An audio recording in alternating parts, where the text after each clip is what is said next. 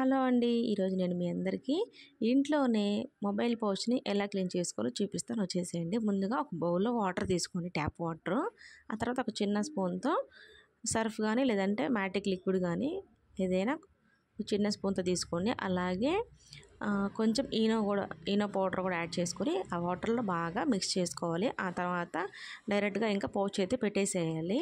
ఒక 10 మినిట్స్ అలా వదిలేసేయండి. నేను మొబైల్ కొన్నప్పుడు వస్తుంది కదండీ పౌచ్, ఆ పౌచ్‌ని ఎక్కువగా ఇలా యూజ్ చేసుకుంటూ ఉంటాను. ఆ తర్వాత మీ ఇంట్లో ఉన్న వేస్ట్ టూత్ బ్రష్ తీసుకొని మీరు ఏ పేస్ట్ అయితే యూజ్ చేస్తారో, కోల్గేట్ అయినా డాబర్ రెడ్ పేస్ట్ అయినా ఏదైనా, ఆ పేస్ట్ కొంచెం తీసుకొని ఇలా వీడియోలో చూపిస్తున్నట్లు ఎడ్జెస్ అంతా బాగా క్లీన్ చేసుకున్నామంటే బాగా అంటుకొని ఉన్న దుమ్ము కూడా ఈజీగా పోతుందండి.